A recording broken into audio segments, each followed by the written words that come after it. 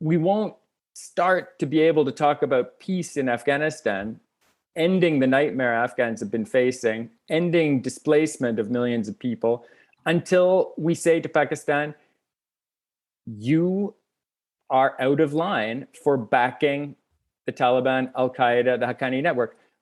It's out there. You want them to pay a penalty, even if it doesn't change anything on the ground in Afghanistan? Well, I think over time it will start to change things on the ground. Hi, everyone, and welcome to another edition of Backstory. I'm Dana Lewis. This week, I've split the podcast into two different subjects I want to address. Climate change. A new report says 10 million people are likely to die due to extreme temperatures if world leaders fail to agree to significant cuts in greenhouse gas emissions by 2030. The situation is getting dire. Not to be left to the next generation, but we have to act now. But first, on Backstory, I talked to the former Canadian ambassador to Afghanistan, who has become, well, let's say, not overly diplomatic. Chris Alexander is calling out Pakistan as a sponsor of terror, and he is warning the international community now has to stop turning a blind eye to Pakistan's sponsorship of the Taliban and Al-Qaeda. It's time to speak bluntly about what's really happened, is happening, and Pakistan's up to its neck in Afghanistan's downfall.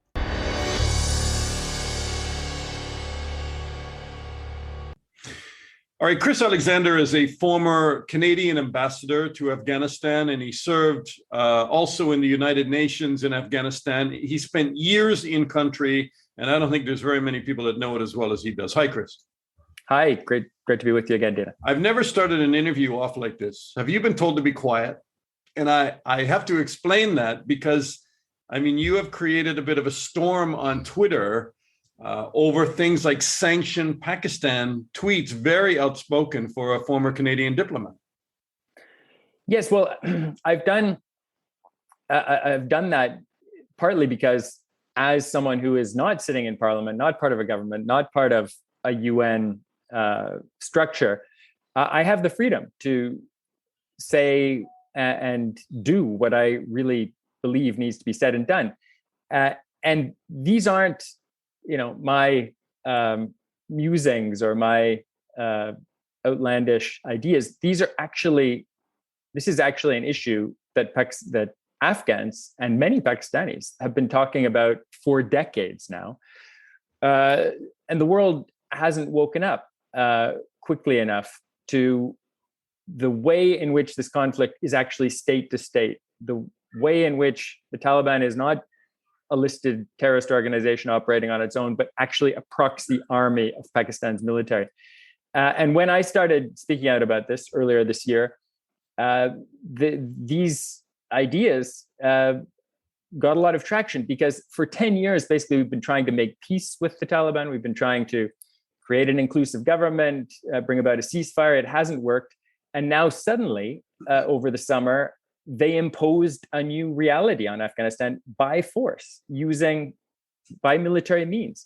And so we're back to trying to decide what the next strategy should be. And as far as I'm concerned, that has to begin with accountability, ending the impunity of the party that has been really driving this conflict, not just for 20 years, but for since the 1970s. And that party is Pakistan's military, who are the sponsors of the Taliban. So these ideas fall on fertile ground. And given that fighting in Afghanistan has failed, fighting by NATO, talking to the Taliban has failed, we need a new strategy. And as far as I'm concerned, it needs to start with holding the authors of this invasion and this new Taliban reality in Kabul to account, and most of them are in Pakistan. Here's a sample of your tweets lately. Pakistan is a state sponsor of terrorist groups, including the Taliban, whose recent invasion of Afghanistan is a threat to international peace and security. Pakistan's half-century of armed interference in Afghanistan has cost millions of lives.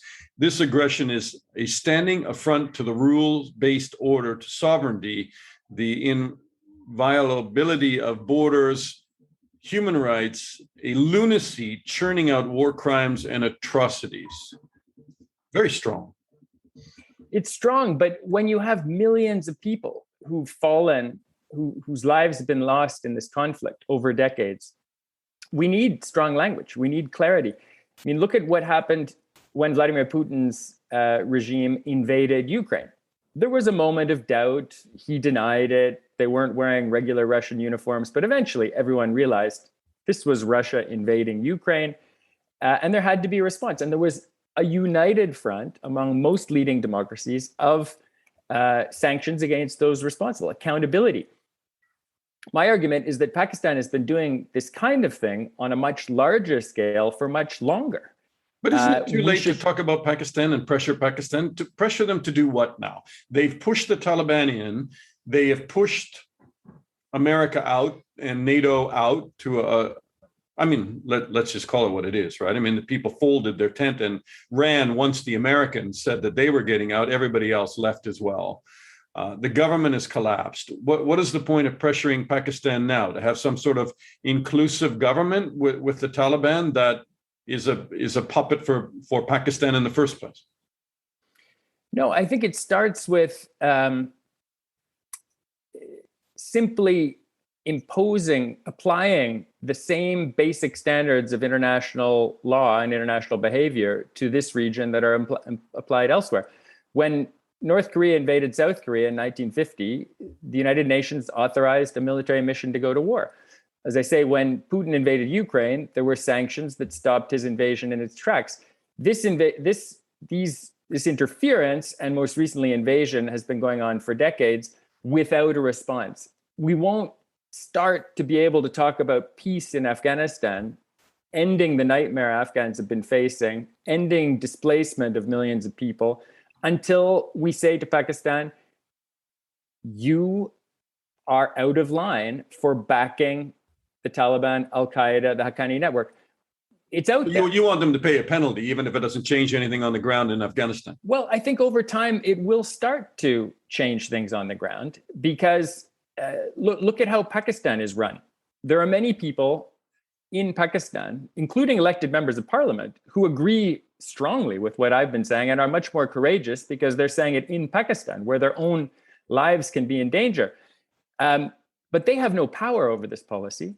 And the big parties, the PPP, the PML, have no power over this policy because it's monopolized by the military, because the military has this impunity, because they claim that the US is their ally and tacit supporter. And we know, you and I, that this is not the case.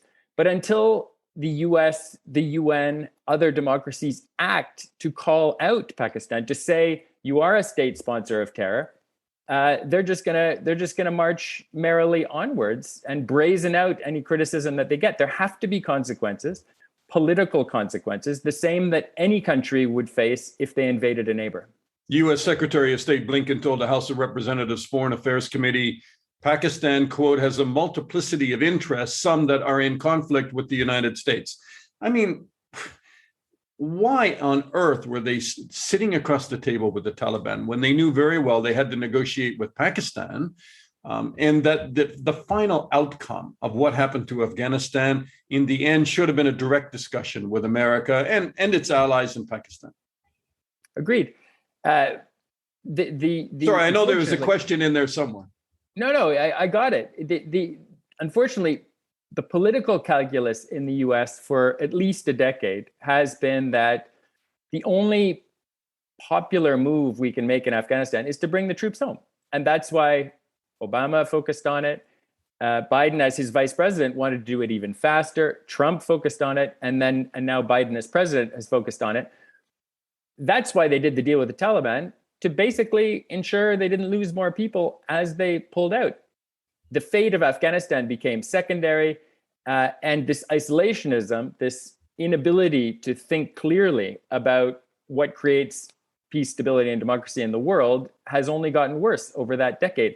So it didn't have to be this way. I think Trump's deal was really awful. It was a Faustian bargain, forcing the Afghans to release 5,000 Taliban prisoners in the false hope of generating peace was an unbelievable disaster. And Biden didn't have to retain that agreement. He could have ripped it up and said, we're starting anew, and we're going to start with accountability for the main belligerent in this conflict, which is That's Pakistan. not something the Biden administration will agree with you on. They'll say there was no way to reverse it. And that, I guess, that's a good political escape hatch. They will say that, but they have no credibility in saying that. They have been savaged for saying that. Dominic Raab, who's not an American member of cabinet, has just been fired for mishandling this issue, which was not even a made in London policy. This is British Foreign Secretary, yeah. Yeah, so the British, the political consequences of this disaster are still going to play out, and it's hurt Biden badly. The one point, though, Dana, that we have to remember is that in explaining all of this, why he did what he did, Biden has not mentioned Pakistan at all. Blinken, in his testimony yesterday, said that the U.S. will review its relationship with Pakistan. So there still is scope for the U.S. to change course, to do the right thing. They haven't boxed themselves in this administration into any particular approach to Pakistan. It's just been status quo. But I know for a fact that they are not happy with what has been happening, and they know where the skeletons are buried. I get the impression the U.S. administration just wants to let Afghanistan hang now and be done with it and let the voters forget about it for a while. But then, as you tweeted, again, the CIA and DIA senior officials expect that Al-Qaeda will reconstitute and are said to be reconstituting as we speak in Afghanistan. And they could have the ability to threaten the U.S. again in 1 or 2 years. And we know how good these intelligence estimates have been in terms of time frame, because they thought that the Afghan government would hold up for 1 or 2 years at least. Yes, those assessments need to be taken very seriously indeed. And the Biden administration, whatever they've done so far, is very much aware of what happened in 2011 when, at the very end of the year, they pulled the last troops out of Iraq. Within 2.5 years, U.S. forces had to go back. Why? Because in the ensuing vacuum, 2012-13, Daesh, the Islamic State in Iraq and Syria, was created. It became a huge focus of international security efforts, and the U.S. is still deployed in Iraq and to a lesser extent in Syria. That same scenario is very possible in Afghanistan.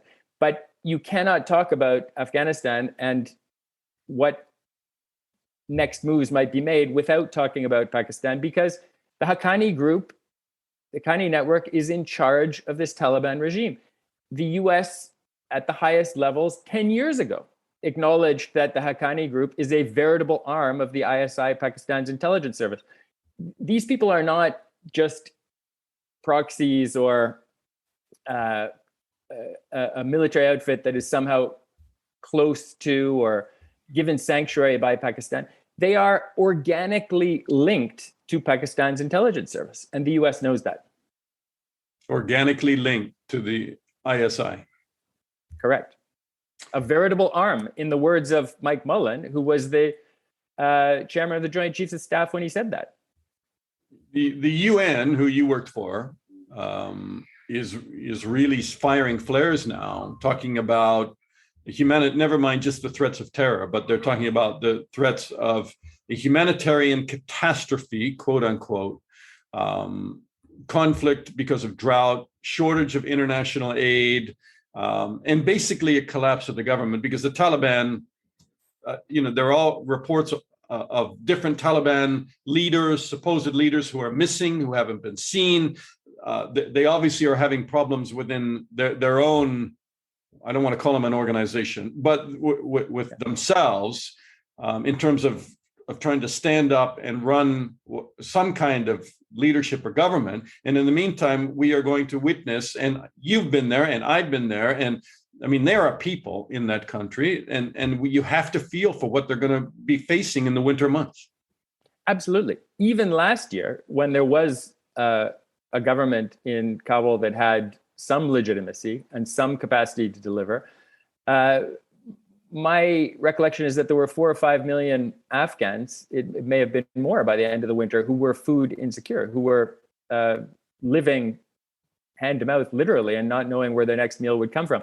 That number has, I think, by a conservative estimate, doubled immediately with the fall of the government, the arrival of the Taliban. As you say, they are not a group that is designed to govern. They are designed to fight. They are an occupation regime. Their modus operandi is to rule through fear. Hence, you see the photos of summary executions and people being tortured, journalists, members of the former regime. And they're fighting, as you said yourself, among one another. The so-called moderates, who are, pretty serious war criminals in and of themselves, are being sidelined by the extremists, who are the closest ones to Pakistan's intelligence service. So it's a disaster in the making. And you're right. There are 3 main focuses of this disaster: impending famine, especially over the winter months, a migration crisis that is accelerating and that will quickly involve the region and potentially destabilize countries in the region and beyond the region.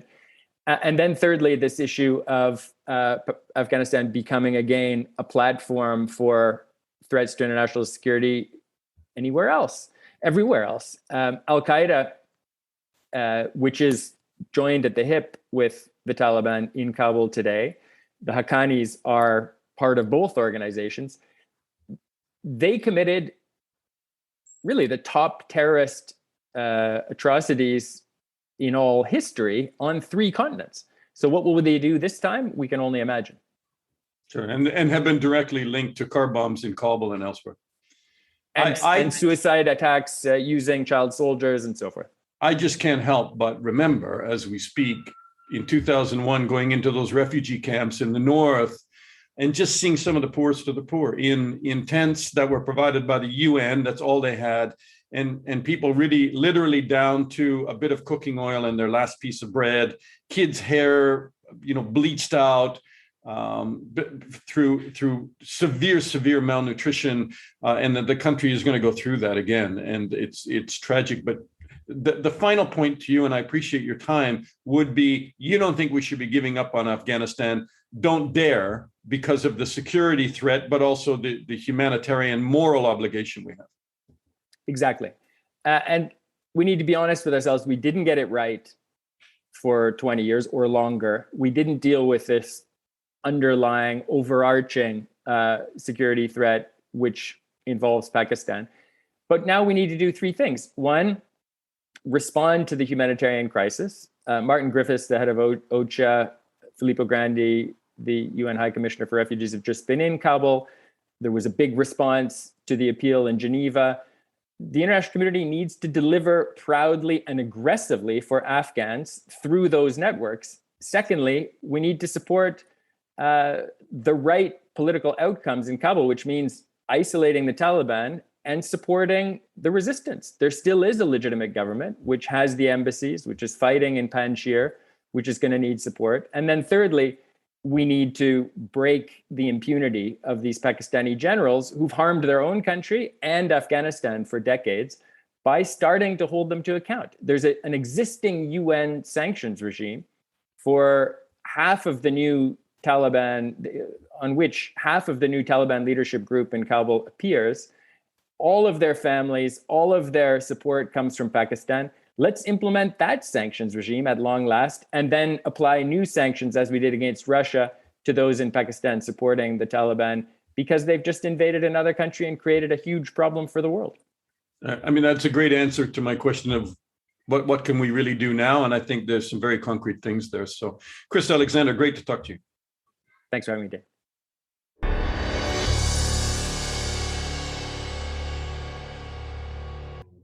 All right, Ilan Kelman is from London University, from UCL, and he is a professor of disaster and health. So, and I smile a bit when I say that, Ilan, because I didn't realize there are actually professors of disasters, and you must be in growing demand right now. Sadly, yes. My position was created before the word pandemic became quite common. It has been so frustrating to see that decades, if not centuries, of experience from both disasters and health were not applied. So we're in the pandemic situation we have. The idea is to link these ideas of disasters and health with, unfortunately, the current situation epitomizing it. There's so much we know, there's so much we could have done, there's so much we still could be doing, and this is a whole point of being Professor of Disasters and Health at University College London. So that's a pretty big portfolio, because then you also talk about climate and climate change as well. I mean, that's a specialty by itself.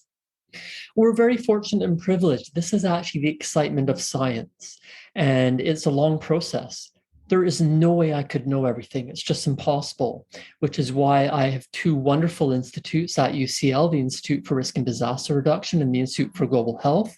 We run undergraduate degrees, we run master's degrees, and we have wonderful, wonderful PhD students and huge projects with incredible teams. So being able to bring together topics, to connect people, to connect ideas, this is what we need given the world today. And yes, bringing in climate change, bringing in volcanic eruptions, bringing in inequities, bringing in inequalities. This is why we do connect disasters and health, really trying to create a safer and better world so we don't continue the suffering, which unfortunately we see going on and on and on. Yeah, I mean, it's interesting that some of the people that I know that have worked in the Pentagon, that are former military officials, are now in institutes where they are really tapping into climate change. And it is being studied by the Pentagon in disaster planning, because what's going on with the climate just isn't a small subsection of what's going on around the world, but it can upset borders, it can upset nations, it can create conflict and tremendous instability within nations. And that's where science is so important. And we need to learn from and take lessons from everyone who has these incredible experiences and very deep. But we're also very cautious, because what we're finding actually is that the on the ground experiences of climate change currently are not creating conflict and are not creating migration. So we find these really interesting discussions coming out from the science that there are scenarios where it could get very bad, but there's also scenarios where climate change might lead to peace and cooperation. So this is where we really try and say, well, what did the data say? What did the analysis say compared to the rhetoric? And right now, when it comes to climate migration, climate disasters, climate conflict, there isn't actually a lot there. We are not really concerned about climate change making, for example, hurricane disasters worse, because even without climate change, we are very talented at creating disasters from a perfectly typical storm like a hurricane. Conversely, heat is probably moving into regimes where it's not survivable outdoors. And so when we start hitting 45, 50 degrees Celsius, even more for extended periods, this is absolutely a climate change disaster. And we would rather focus away from war into what we know is going to be devastating, such as heat and humidity. Well, it really depends on whether it's a spike in temperatures like we saw in Lytton, British Columbia this year, right, where it was 49.6 degrees. I mean, that's unbelievable. Or Sicily was up over 48 degrees. Whether those are short periods of hot temperatures, or whether, when you take a look at this new report for the governments ahead of COP26, the UN climate change meeting in Glasgow this November predicts that agricultural output can drop by 30%. 10 million could die if greenhouse gas emissions are not reduced significantly by 2030. Now, when you start to have that many people start to die, then you will have populations on the move, hungry populations on the move. And this is what's going to be very difficult and very hard. So it's sort of separating, well, what do we know and what don't we know? There is almost no doubt that those temperatures in Sicily and British Columbia show the signal from human-caused climate change. Conversely, our temperature records may actually not tell us how frequent, how often these sorts of temperatures happen. And Lytton in British Columbia was devastated by the fire. I mean, absolutely appalling. That's a town that was basically wiped out. Yeah, at the same location had 3 fires within a period of 20 years in the 20th century. So is human-caused climate change leading to worse fire potential? Absolutely yes. Fires, though, in a forest can be common depending on the ecosystem, and many of these places have experienced it before. The difference, again, is when these temperatures are regular, when they happen for several days, then it's exactly as you said. People either move or they die, and particularly when crops and agricultural are affected, and of course, livestock is going to die, crops are going to die in these temperatures, people are hungry, and so they move. So the whole discussion around, billions of people migrating because of climate change is not supported by the science. It is very clear that with heat and humidity and the knock-on impacts on food, we could actually, in the future and possibly very soon, see large numbers of people migrating, again, directly linked to human-caused climate change. This is what we try to do, is balance what do we know, what don't we know, what can we link, what can we not. Chatham House came out and said, agricultural output could drop by 30% by 2050. And in that same time period, within that 30 years, that growing populations need an increase in food of 50%. So I don't know how the math works, but if you add on the 50 and the 30, is that an 80% shortfall in food potentially? A lot is going to depend on us. How much are people eating? Is it about calories as well as other measurements of what is good food? Is it just weight of food, volume of food? Is it also about nutrition? And a lot of it is about inequity and inequality. So there's so much wonderful, wonderful science which has gotten to policy, which shows almost no famine lacks food. All famines have plenty of food. It's just that it's not distributed, it's not accessible. So these are where the headline numbers are helpful to start the discussion. As you say, 30%, 50%. What it means on the ground, well, can we get people healthy with good nutrition, even if food is reduced by volume or by weight? These are the challenges we face, and this is what we have to look at. Can we come up with very good crops which exist, or through selective breeding, which can help people survive? And to a large extent, the answer is yes, but there are limits. Again, 45 degrees, 50 degrees beyond regular, we're not going to have plants, livestock, or people surviving. And that is what is really a problem with human-caused climate change. Are you concerned, and do you share in some of the science which says the problem is that, basic weather patterns are changing too. So when you have these rains start, or you have droughts, not only are they centered in one area, but they linger much longer than they would have. By 2040, researchers say 700 million people a year would probably be exposed to severe droughts lasting at least 6 months. And by 2050, 70% of the world would be experiencing heat waves. This is a challenge and the excitement of science. The headlines give one aspect, but then we try and break it down and say, what does it mean? There is no doubt we are changing the climate rapidly and substantively. There is no doubt that the weather we are seeing shows that signal from what we are doing. But what does it mean for us?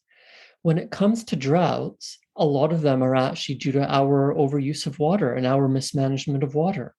Conversely, once the glaciers are gone, if it doesn't rain, there's no water. So that is a major problem with climate change related drought. Some weather is actually not being worsened by climate change. A good example is hurricanes. So hurricanes, the number of hurricanes is expected to decrease because of human-caused climate change. But when a storm forms, it's going to be far more intense. And we saw that with Hurricane Harvey in 2017. We saw that with Hurricane Ida this year, 2021. So the headlines are fine. And again, they open the debate and say, well, we have to stop climate change. There's no doubt about that because it's causing major problems. But on the ground, many people can deal with hurricanes and cyclones, and many people cannot. That's not because of the wind speed or the rainfall. That's because of marginalization, oppression, inequity, and inequality. When it comes to drought, water management can actually deal with most droughts until the snow and glaciers are gone, and then it's not raining. So these headlines and these numbers help, but we have to be very cautious to ensure that we're giving people the power, knowledge, resources they need and deserve to deal with the challenges, while also admitting that there are climate change scenarios where we're dead no matter what. Well, that's a positive note. The positive note is what we can and should be doing. Number one is recognize all these issues like hurricanes, like storms, like landslides, like droughts, which are caused by our mismanagement, which we can and should solve. Right. And number two is actually stopping human-caused climate change. We know what to do.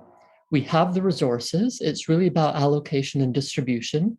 So let's move forward and deal with critical inspiration. Who is we? Like, we keep saying we. Everyone. And when you say we, I kind of go, well, that's not exactly me. And is it? It is absolutely you. Is it the next? Well, it may be. Is it the next generation? I don't think so, because it's a current generational problem, right? So it's just not for my kids to do. Is it for the government to do it because they kind of shrug and have a time horizon of 4, 5, 6 years until the next election? So who is we that is going to do this? It's all of us. It's not about saying, well, they do this and they do that and we do this. It's saying, look, what can we do? If you're poor, you can do less, but there's still things which you need and which you can advise. I can't go to someone who's very poor and tell them, oh, do this, this, this, because I have no idea about their circumstances. They need to tell me what's good and what's bad. But this doesn't mean it's only the poor, the rich and the super rich have to contribute.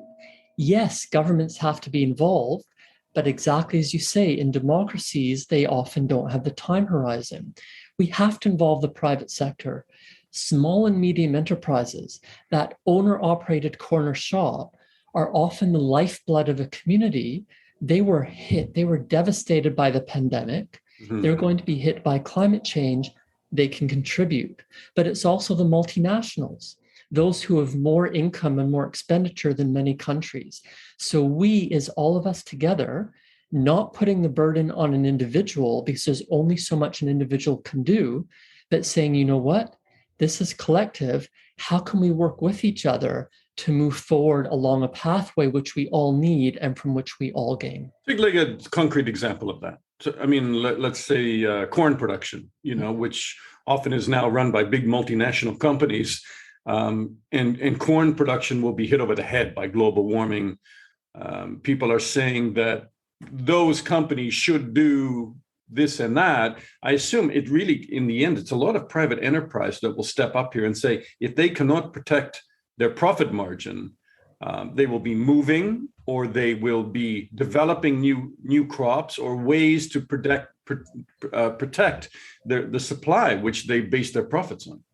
Yeah, and for me, I don't know that much about corn apart from eating it on occasion.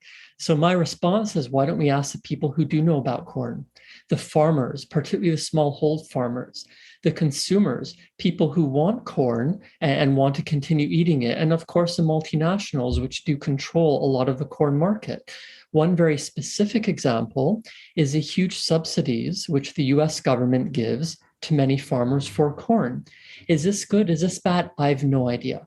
But I would like to talk to the farmers. I would like to talk to the US government. I would like to talk to the people who consume corn to find out what they want, what they expect, and how we can maneuver within all these needs and expectations. Do you think that governments are moving now? I mean, Trump was a climate denier. The Republican Party continues to believe it's some kind of a lie, and they're very good at propelling their own lies. But do you think that under Biden, at least, there is a sea change in the way government is guiding industry to readjust and reload and move towards a sustainable low emission economy environment? Overall, most national governments are very disappointing, not only on climate change, but regarding sustainability, humanity, and the environment more generally. We obviously prefer people in power who actually care about people. We have to recognize that any leader has their own interests, their own ideologies, and their own constraints. So who is in the White House, who is in number 10 Downing Street, who is at 24 Sussex Drive makes a difference, but they don't have absolute power. So it's a question of who the voters are pushing, how much they respond to initiatives, what other houses of parliament get involved with regarding these initiatives. When in the US, it's the Senate, the House of Representatives, and the Supreme Court, not a House of Parliament, but part of the process. The UK, Australia, Malaysia, Burundi also have their own processes. Government has to be involved. Heads of state and heads of government have to be involved. But in democracies, we should be leading them. We should not be subservient to them. We should be demanding from them what we want. They are servants of the people. In non-democracies, it's a lot harder, because if we were having this conversation, I might get a knock at my door and there'd be big people with guns. So this is why, of course, government has to be involved at all levels. We've seen in democracies we cannot rely on government, although to a large extent that's our fault, the electorate. We also have to ensure... I mean, that's why, and to sort of jump in, but to a large degree, it's crisis-driven, right? Because governments won't move until people are in the street and they are desperate and they're angry, and it's upsetting, upsetting populations, and it makes it still crisis-driven. And the whole point of disasters in health is that prevention is better than cure, from both the disaster side and the health side. Prevention, it saves more lives than cure. Prevention is cheaper than cure. Prevention is more efficient than cure. One of our fundamental research challenges, which we haven't cracked, is how do we convince all sectors that prevention is better than cure? And how's it going? It doesn't sound like it's going too well, but in London, at least where we're speaking, there have been some really big demonstrations that have brought the city to a standstill. I mean, that shows when people do get involved. I mean, they can force governments to address a lot. Yeah, and one of the challenges is that some of those demonstrations have not been in line with the evidence and the science. So they've been protesting, for example, against safe and effective vaccinations, which is disappointing given the decades of experience we have to show the lives saved. But the climate demonstrations have been, quite large. Yes, and they have had impact, and they've been very successful in getting the topic on some agendas. Whether or not it leads to effective action is an open question.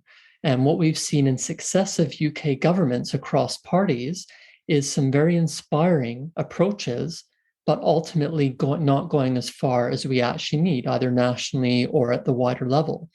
So no, the idea of prevention better than cure is something we try and instill in our students in our research. I'm disappointed in what you're telling me.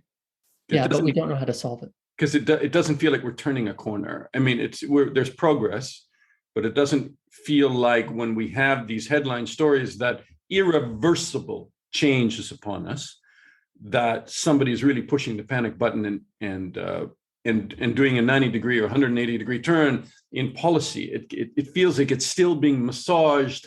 As the crises loom, we respond. But I mean, we need to do more than that. Yes, absolutely. Everything you say is perfectly fair. I do not go down the pathway of despondency, because I also look at how far we've gone. Even in London, the air is cleaner than 30 years ago, and the water is cleaner than 30 years ago. Does that mean the air and water are clean? Well, no, we have a long way to go, but we are getting there. So rather than just saying, oh, whatever, it's hopeless, nothing is going to happen. Yes, there's a lot of evidence regarding the slow and ineffective change of progress, but never, ever give up. There's so much inspiration, so many good examples, so many initiatives, including, for example, under American presidents. You mentioned Trump, but there was also George W. Bush, where they felt there was no direction, no leadership at the federal level. So cities got together and said, we're just going to do it. Even in London, you walk around when it's safe to do so, and you see what's called guerrilla gardening. People taking over empty spaces which are not used and growing local fruits and vegetables. So challenges are immense. We've a long way to go. We should never give up. We should learn and be inspired by those who are actually doing it and showing results. All right, I'm going to park my despondency for today then. Ilan Kelman from UCL, thank you so much. Thank you for the opportunity. And that's our backstory this week. Please subscribe to get all the podcasts wherever you listen to podcasts, like Stitcher, Apple. We are on many different platforms. Thanks for listening. I'm Dana Lewis, and I'll talk to you again soon.